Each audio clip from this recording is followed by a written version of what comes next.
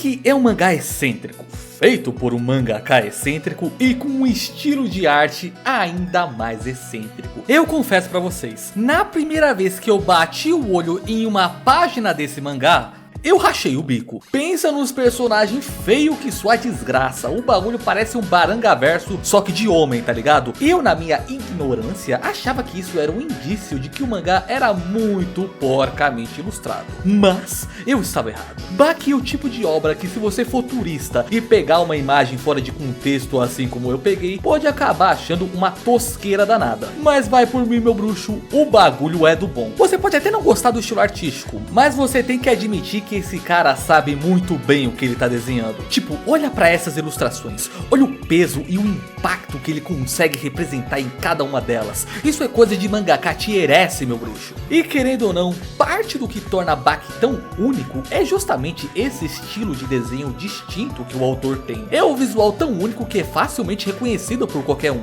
Mas se voltarmos um pouco no tempo, notamos o quão absurdamente diferente era esse estilo de arte. Alguns personagens pareciam literalmente outra pessoa. E hoje nós vamos comentar sobre algumas mudanças de traço que essa obra sofreu com o passar do tempo. Porém, antes de começar eu quero dar um recadinho super rápido. Há um tempo atrás eu fiz um vídeo falando sobre a Shonen West, uma plataforma de mangás digitais, só que com foco em obras nacionais e que tem o apoio de muita gente de peso. O pessoal do projeto gostou bastante do vídeo que eu fiz e me perguntaram se eu não queria fazer parte do time de apoiadores deles, que já conta com muito canal Zica, como Narrativando, Mangaqê, Crass Conversa, dentre muitos outros. Eu acabei aceitando, pois realmente achei um projeto bem sério e com chances de dar bons frutos no futuro. Sempre que possível eu vou estar dando uma força aí pros caras pra ajudar o projeto deles a crescer mais, né? E é um trampo voluntário, eu não tô sendo pago pra puxar o saco deles não, viu? Eu vou ajudar eles no que eu posso porque eu quero muito que essa iniciativa dê certo aqui no Brasil, sabe? Então se você se interessa por obras nacionais, depois que você terminar esse vídeo, dá um pulinho lá no Instagram pra seguir eles, pois nos próximos dias eles vão estar revelando umas novidades absurdas no bruxo. Quando eles me contaram as coisas que eles estão planejando pra esse ano, a minha reação foi só uma. Mensagem entregue, agora bora voltar um pouquinho no tempo.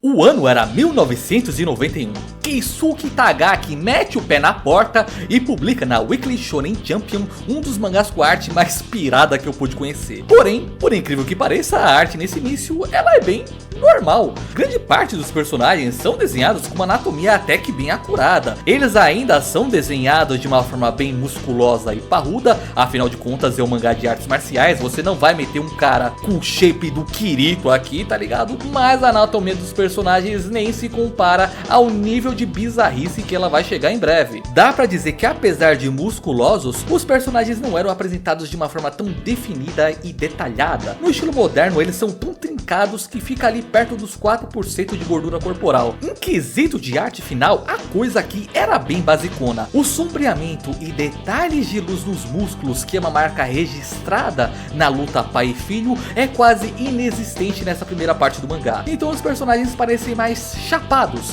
Não chapado nesse sentido, tá? Mais pra esse aqui. Nessa fase, os rostos também são menos deformados e mantêm proporções mais convencionais. Apesar de que podemos ver que o Itagaki já tinha ali as suas próprias particularidades no traço, com uma forma bem específica de desenhar os narizes e bocas em alguns personagens. Esse último eu acho bem engraçado, pois alguns brutamontes são representados com lábios até que bem femininos, como se eles estivessem usando batom, sabe? Isso é algo que vem desde o seu primeiro mangá, chamado Make Upper, que coincidentemente é um mangá sobre maquiagem. Baki também é muito conhecido pelas suas cenas de alto impacto, com os personagens tendo a massa do rosto completamente distorcida a cada golpe. Nessa primeira parte nós já temos isso, mas tudo ilustrado de uma forma bem limitada e contida. Eu acredito que essa primeira parte do mangá é regida muito pela contenção no estilo de desenho, mas a cada luta que passa, o Itagaki vai aperfeiçoando cada vez mais o seu traço, e isso tem segmento nas partes subsequentes de Baki. Sim, Baki, assim como Jojo, também é dividido por partes, por assim dizer,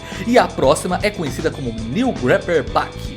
O estilo de desenho de muitos personagens muda bastante aqui, especialmente o do próprio Baki. As proporções do rosto são bem alteradas, os olhos diminuem ali de tamanho e ficam mais estreitos, fazendo com que o Baki pareça mais velho. Os cabelos dos personagens com o tempo também ficam muito melhor trabalhados, melhorando mais a representação dos highlights, os brilhos do cabelo, né? O que deixa tudo com um acabamento melhor. Mas eu creio que o grande aprimoramento mesmo fica no nível de sombreamento, que aumentou bastante. O primeiro Baki tinha poucos detalhes, com muita coisa ficando em branco. Mas agora quase toda a página os personagens são representados com um nível de sombreamento à base de retículas muito bem feito, fazendo eles parecerem mais tridimensionais. Porém, meu bruxo, isso aqui não é nada comparado ao que ele faz na próxima parte, que é o Hama-Baki. As habilidades de sombreamento do Itagaki aqui evoluíram para um nível divino, ou eu diria para um nível demoníaco, né? A técnica do Itagaki aqui se assemelha ao efeito visual de fisiculturista sobre a iluminação intensa em competições, sabe? Ele desenha sombras muito contrastantes com áreas de luz tão marcantes que os personagens parecem polidos e suados, como se estivessem constantemente refletindo luz, sabe? Inclusive é muito deprimente como esse take da luta pai e filho foi representado no anime, né? É como se os caras não tivessem colocado nenhum esforço em passar a atmosfera opressiva que o mangá tinha. Um outro grande ponto de melhoria com o tempo foi na topografia facial dos personagens. O Itagaki melhorou ainda mais o detalhamento que enfatiza os planos tridimensionais do rosto. Muitas vezes o estilo de anime e mangá mais popularesco não enfatiza bem os planos da face dos personagens. Fica parecendo tudo muito bidimensional, sabe?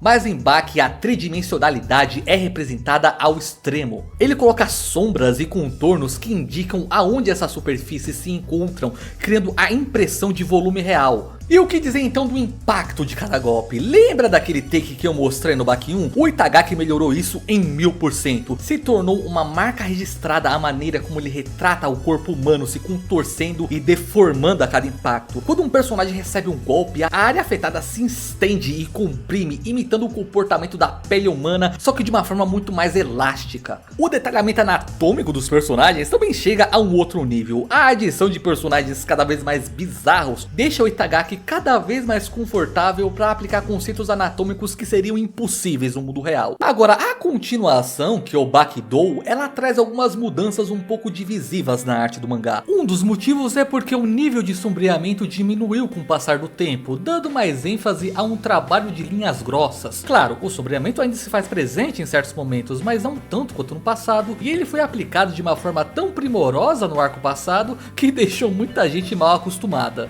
Também é notável em Bakidou como os personagens vão ficando cada vez mais espessos e arredondados com o tempo, né? Especialmente no Bakidou de 2018. As formas musculares dos personagens se tornam cada vez mais grossas e volumosas, com uma sensação de peso físico muito mais evidente. Isso daí é uma mudança de estilo que pode agradar ou desagradar algumas pessoas, né? Eu não sou muito fã porque todo mundo parece muito inchado, tá ligado? Apesar do Bakidou ser o traço mais atual do autor, eu realmente prefiro o Hama-Baki. Não é que o Bakidou seja ruim, mas a luta pai e filho simplesmente extraiu o que o Itagaki tinha de melhor, tanto em história quanto em ilustração. Para finalizar, eu gostaria de comentar sobre uma característica muito interessante que o Itagaki usa na hora de compor algumas das suas lutas. O Itagaki brinca muito com a narrativa gráfica do mangá dele. Ele captura a sensação de impacto congelando o instante mais expressivo do golpe ou do movimento corporal, quase como se ele estivesse usando aquele famoso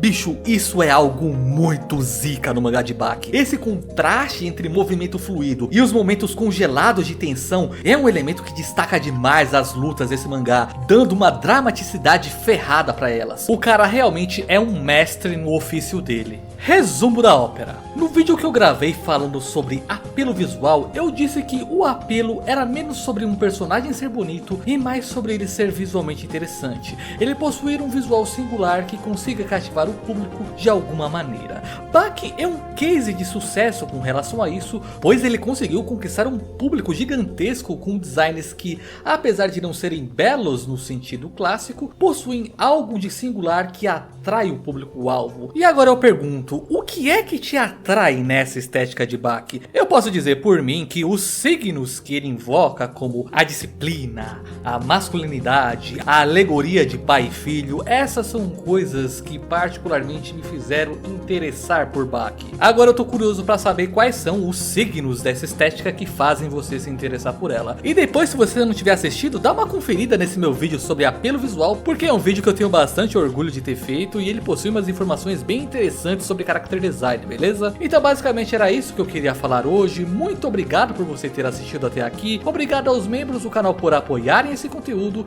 e eu vejo vocês no próximo vídeo.